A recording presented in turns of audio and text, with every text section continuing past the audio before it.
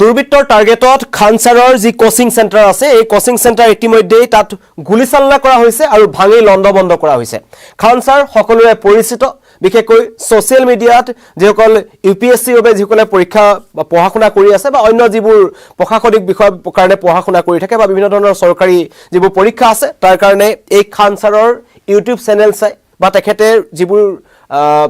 পঢ়ুৱা যিবোৰ পাঠ্যক্ৰম আছে সেইবোৰ পঢ়ি যথেষ্ট লোক উপকৃত হৈছিল আৰু সেইবাবে সমগ্ৰ ভাৰততে তেওঁ চৰ্চাত আছিল। কিন্তু সেইজন খানচাৰৰ পাটনাত থকা যি মুছলাপুৰ হাটৰ সমীপত থকা তেওঁ যি কোচিং চেণ্টাৰ আছে তাত এক ভয়ংকৰ ঘটনা সংঘটিত হৈছে। মই প্ৰথমতে দৃশ্যাংশ দেখুৱাম, যিহেতু তাত আৰক্ষী ইতিমধ্যে উপস্থিত হৈছিল কালি ৰাতিয়ে। এইটো হৈছে কোচিং চেণ্টাৰটো আৰু কোচিং চেণ্টাৰটোত প্ৰথমতে একাংশ লোক আহি সোমাই, হাতে হাতে অস্ত্ৰ শস্ত্ৰ আছিল। তেওঁলোকে আহি প্ৰথমতে সেই কোচিং চেণ্টাৰটোত প্ৰৱেশ কৰি লণ্ডভণ্ড কৰিলে, তাৰপিছত গুলীচালনা কৰিলে আৰু দুৰ্বৃত্তৰ গুলীচালনাত এই খানচাৰৰ যি কোচিং চেণ্টাৰখন আছে, যিটো মুছলাপুৰ হাটৰ বিহাৰত আছে, পাটনাত আছে, সেই তাত এজন নিৰাপত্তাৰক্ষী গুৰুতৰ আহত হৈছে আৰু ইতিমধ্যেই তেওঁক হাস্পতালত ভৰ্তি কৰা হৈছে। অতি জনপ্ৰিয় এজন শিক্ষকৰ কোচিং চেণ্টাৰত হোৱা এই আক্ৰমণৰ ঘটনাই ইতিমধ্যেই তীব্ৰ চাঞ্চল্যৰ সৃষ্টি কৰিছে। বহু প্ৰশ্নৰ উদ্বেগ কৰিছে যে কি কাৰণত এজন শিক্ষকৰ কোচিং চেণ্টাৰতে আক্ৰমণ হৈছে আৰু এই কোচিং চেণ্টাৰত হোৱা আক্ৰমণৰ আঁৰত প্ৰকৃততে কোন আছে? ৰাজনৈতিক ষড়যন্ত্ৰ নে তেখেতৰ অন্য কোনোবা প্ৰতিদ্বন্দ্বী আছে? ইয়াক লৈ প্ৰশ্ন উত্থাপন হৈছিল আৰু যি প্ৰাথমিক তদন্ত আছে তাত ইতিমধ্যেই তেওঁ নিজে এটা কথা উল্লেখ কৰিছে খানচাৰে,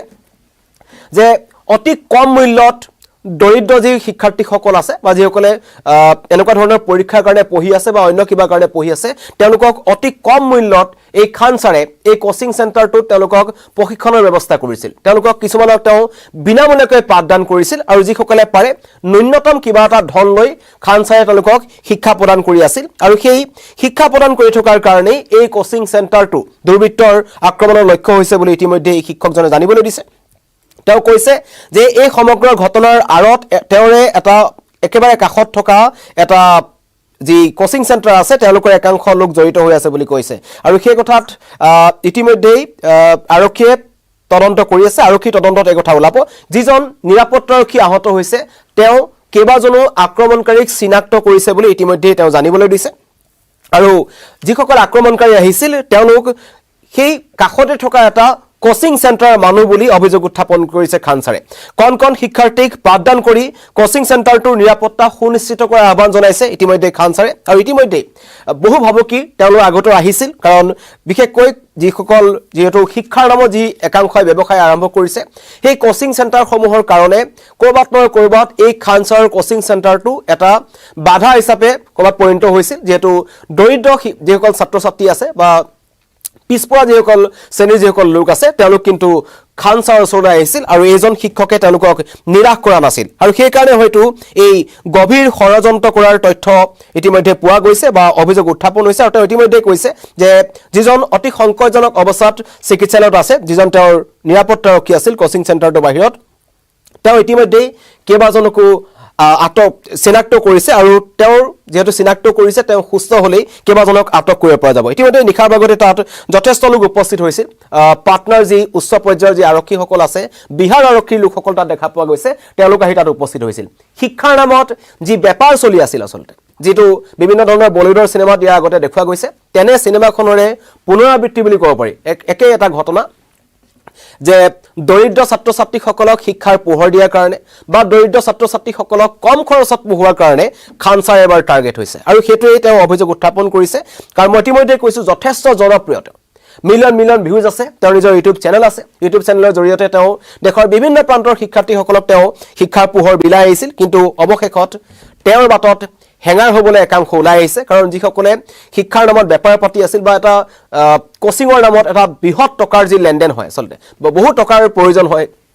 কোনোবাই যদি ইউপিএছচি কোচিঙৰ কাৰণে যায় তেন্তে কোনোবাই তাত হয়তো 70,000 পৰা 1 লাখ টকা দিব লগা হয়, 75,000 পৰা 1.5 লাখ টকা দিব লগা হয়, কিন্তু দৰিদ্ৰ শিক্ষাৰ্থীসকলে সেই পইচা দিব কেনেকৈ? সেইকাৰণে এইখন কোচিং চেণ্টাৰলৈ তেওঁলোক আহিছিল, য'ত খানচাৰে তেওঁলোকক পঢ়ায় আৰু এতিয়াই সেই প্ৰতিষ্ঠানখন বন্ধ কৰিবলৈ এটা চক্ৰ উঠি পৰি লাগিছে। প্ৰতিদ্বন্দ্বী কোচিং চেণ্টাৰ জড়িত থকাৰ অভিযোগ উত্থাপন কৰিছে আৰু ৰাজনৈতিক দিশৰ ফালৰ পৰা ক'ৰবাত নহয় ক'ৰবাত তেওঁ টাৰ্গেট হ'ব পাৰে বুলি একাংশই অভিযোগ উত্থাপন কৰিছে। কাৰণ হঠাৎ গুলী চলিছিল, প্ৰথমতে প্ৰায় 15-20 জনীয়া এটা দল প্ৰৱেশ কৰিছিল আৰু আহিয়ে তেওঁলোকে গোটেই কোচিং চেণ্টাৰটোৰ যিমানখিনি ডেস্ক বেঞ্চ আছে বোৰ্ড আছে কম্পিউটাৰ আছে বিভিন্ন ধৰণৰ যি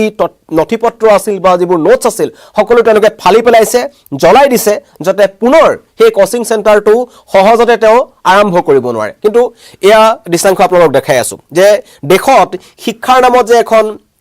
বজাৰ চলি আছে আৰু সেই বজাৰখনত যদি কিবা কাৰণত আপুনি দৰিদ্ৰ ছাত্ৰ ছাত্ৰী বা পিছপৰা শ্ৰেণীৰ লোকসকলৰ কাৰণে যদি আপুনি বিনামূলীয়া শিক্ষা বা কম খৰচত শিক্ষাৰ ব্যৱস্থা কৰি দিয়ে তেন্তে সেই সকল লোক কিন্তু জ্বলি পকি উঠে আৰু তাৰেই এজন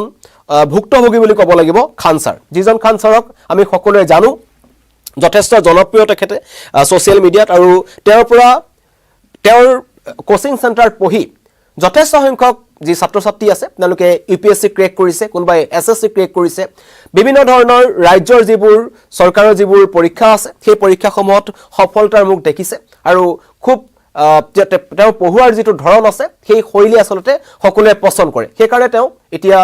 ছ'চিয়েল মিডিয়াত যথেষ্ট জনপ্ৰিয় আছিল কিন্তু জনপ্ৰিয়তাৰ মাজতেই তেখেতৰ শত্ৰু কিন্তু বৃদ্ধি পাবলৈ ধৰিছে আৰু বিশেষকৈ পাটনাত থকা তেওঁৰ যি মুছলাপুৰ হাটৰ সমীপত থকা যিখন কোচিং চেণ্টাৰ য'ত যথেষ্ট সংখ্যক ছাত্ৰ ছাত্ৰীয়ে তাত আহিছিল অংশগ্ৰহণ কৰিছিল তেওঁ সেইখন টাৰ্গেট কৰিছে এবাৰ আৰু ইতিমধ্যে খান ছাৰৰ মন্তব্য আহিছে মন্তব্যটো শুনাই ল'ব বিচাৰিছোঁ बस यही है कि इतने कम फीस में नहीं पढ़ाया जाए और इतने हजारों संख्या में जो रिजल्ट आता है पूरी तरह से इतनी गोली चलाने लगे 10 मिनट में ऐसा लगा कि जैसे अफरा तफरी होकर लगभग कितना राउंड गोली चला है सर? 8-10 राउंड तो हम देखे हैं। वजह क्या है क्या सर क्यों ऐसा कर रहा है? ये है कि सस्ते फीस में क्यों पढ़ा रहे हो कि इतना रिजल्ट जी मेन यही है कि इतने कम फीस में इतना लोगों को ना पढ़ाया जाए तो प्रशासन से भी कहते हैं कि सिक्योरिटी ध्यान में रखा जाए क्योंकि गरीब को भी पढ़ने का अधिकार है हजारों की संख्या में जब रिजल्ट हो जाता है तो थोड़ा इस तरह से असामाजिक तत्व जो होते हैं वो अपना सोचते हैं कि दबा दिया जाए हम लोगों को कि यहाँ पे कुछ लोगों के द्वारा स्टूडेंट लोगों के द्वारा पे यहाँ पे मार्केट की घटना की गई है और जो इनके द्वारा द्वार बनाया गया था उसको तोड़फोड़ किया गया है अभी फुटेज वगैरह आइडेंटिफाई किया जा रहा है एक गार्ड है उनको भी काफ़ी चोटें लगी है अभी वो इलाजरत है बयान दर्ज करके एफआईआर किया जा रहा है लोगों को आइडेंटिफाई किया जाएगा और जो लोग इससे सम्मिलित हैं उन पर कड़ी कार्रवाई प्रथम दृष्टया मामला क्या लग रहा है? अभी देखने से ये लग रहा है कि आपस में जो कोचिंग इंस्टीट्यूट का राइवलरी का मामला है परंतु अभी इन्वेस्टिगेशन चल रहा है जैसे लोग आते हैं उस ले लेते हैं गोली चलने की भी सूचना मिली है? इसमें लोग जांच कर रहे हैं कैमरा फुटेज वगैरह है ही यहाँ पे और काफ़ी संख्या में लोग भी यहाँ थे तो लोगों का बयान भी लिया जाएगा वो सब कार्रवाई जल्द ही असामाजिक तत्व या अपराधी को जो भी गिरफ्तार इसमें किया इन्वॉल्व हैं उन सब पे कार्रवाई होगी और उन सबको सही जगह पर जाएगा ঘটনাক লৈ সমগ্ৰ পাটনাৰ লগতে সমগ্ৰ ভাৰততে তীব্ৰ চাঞ্চল্য আৰু এই খান ছাৰৰ কোচিং চেণ্টাৰত গুলীচালনাৰ ঘটনা বা আক্ৰমণৰ ঘটনা ইতিমধ্যেই ছ'চিয়েল মিডিয়াত বিয়পি পৰিছে সমগ্ৰ খবৰটো আৰু সকলোৱে ধিক্কাৰ দিছে যে যিজন শিক্ষকে কম মূল্যত দৰিদ্ৰ ছাত্ৰ ছাত্ৰীসকলক শিক্ষাৰ ব্যৱস্থা কৰিছিল সেইজন শিক্ষকক ৰখাবলৈ তেওঁলোকে চেষ্টা কৰিছে আৰু ইতিমধ্যেই প্ৰশাসনক সকলোৱে আহ্বান জনাইছে যাতে এই কোচিং চেণ্টাৰটোৰ নিৰাপত্তা সুনিশ্চিত কৰক তাত পঢ়িবলৈ অহা যিসকল দৰিদ্ৰ ছাত্ৰ ছাত্ৰী আছে বা পিছপৰা শ্ৰেণীৰ ছাত্ৰ ছাত্ৰীসকল আছে তেওঁলোকে যাতে মুকলি মনে আহি কোনো ভয় শংকা নোহোৱাকৈ এই কোচিং চেণ্টাৰটো যাতে তেওঁলোকে পুনৰ শিক্ষা গ্ৰহণ কৰিব পাৰে বা খান চেণ্টাৰত শিক্ষাদান কৰিব পাৰে ইতিমধ্যেই তেওঁৰ এজাহাৰ ভিত্তিত কোচিং চেণ্টাৰটো বাহিৰত মই ইতিমধ্যে আপোনালোকক দৃশ্যাংশ দেখুৱাইছিলোঁ বিহাৰ আৰক্ষীৰ যথেষ্ট সংখ্যক লোক তাত উপস্থিত হৈছে চিচিটিভিৰ ফুটেজ তেওঁলোকে গ্ৰহণ কৰিছে যিহেতু এখন বজাৰৰ মাজতে এই কোচিং চেণ্টাৰটো আছিল বিভিন্ন দোকানত লাগি থকা যিবোৰ চিচিটিভি আছে কোন দিশেৰে দুৰ্বৃত্তৰ দলটো আহিছিল কেনেকৈ আহিছিল কিমান সময় সেই আক্ৰমণ সংঘটিত কৰিলে কাৰ হাতত পিস্তল আছিল কেনেকুৱা ধৰণৰ পিস্তল আছিল সকলো তদন্ত বিহাৰ আৰক্ষীয়ে কৰিছে আৰু ইতিমধ্যে পাটনাৰ যি এছএছপি আৰু এছপি নিজে ঘটনাস্থলীত উপস্থিত হৈছিল তদন্ত কৰিছে আৰক্ষীৰ কেইবাটাও বিশেষ দল তাত আহি উপস্থিত হৈছে স্নিফাৰ ডগ আনি ঘটনা অনুসন্ধান চলাইছে আৰু তেওঁলোকে জনাইছে যে ঘটনাত জড়িত কোনো এজন দোষী সাৰি যাব নোৱাৰিব খান ছাৰৰ কোচিং চেণ্টাৰত আক্ৰমণ কৰা ঘটনাক সহজভাৱে লোৱা নাই চিচিটিভিৰ সহায়ত অভিযুক্তক বিচাৰি তেওঁলোকে চলাই আছে আৰু এই ঘটনা পাটনাৰ মুছলাপুৰ হাটৰ সমীপত সংঘটিত হৈছে য'ত কোচিং চেণ্টাৰ আছিল আৰু খুব সম্ভৱ এইটোৱে তেখেতৰ